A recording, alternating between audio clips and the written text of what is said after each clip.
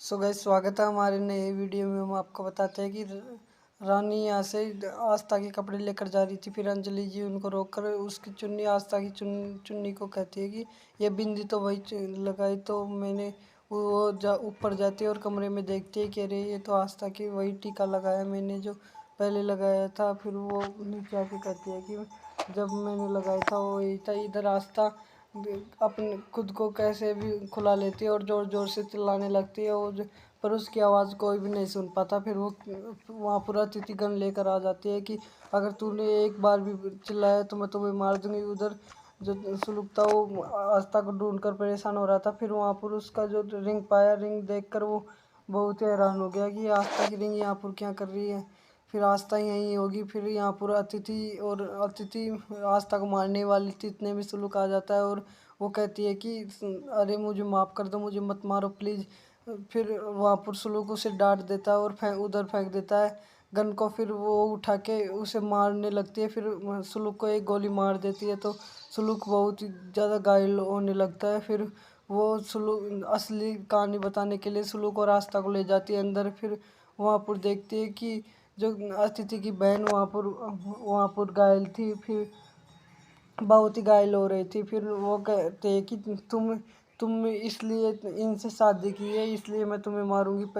पहले मेरी बहन और सुलूक की शादी होती, इसलिए मैं तुम्हारे पीछे पीछे पड़ी हूँ तुम्हें मारने के लिए। फिर सुलूक भी देखकर हैरान हो जाता है कि इसमें इसकी क्या गलती है, इसे क्यों मार रहे हो। फिर आस्था कहती है कि इसकी गलती है, इसने तुमसे शादी क्यों की।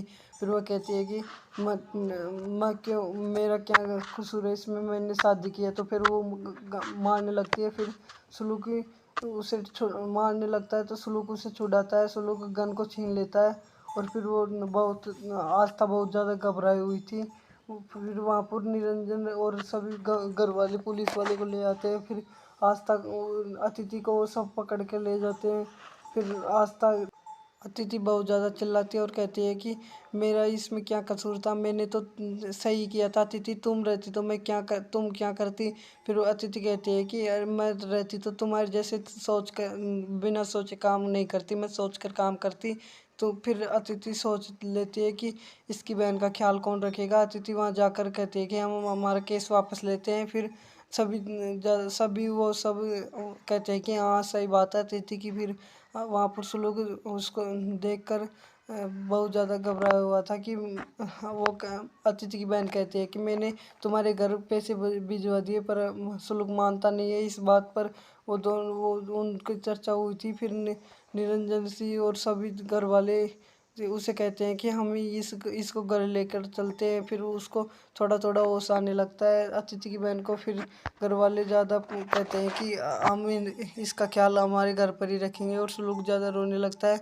फिर वो कहते उसकी जो आई है वो कहने लगती है अरे तुम क्या करने वाली एक लड़की के लिए अपनी घर उजाड़ रही हो। फिर वो कहती है कि समझो ना माँ, मैं क्या करती। फिर निरंजन पर अंजलि उसे मना कर देती है कि अरे तुम मत लेकर चलो। पर निरंजन जी कैसे है कि ठीक है हम सब लेके चलेंगे। फिर सुलूक भी मान जाता है। सुलूक मानने के बाद क्या दोस्तों, वो अतिथि की बहन बच पाएगी नहीं बच पाएगी, उसकी सांसें कभी भी जा सकती है। तो हम आपको अगले वीडियो में ज़रूर बताएंगे क्या क्या होगा इस वीडियो में और क्या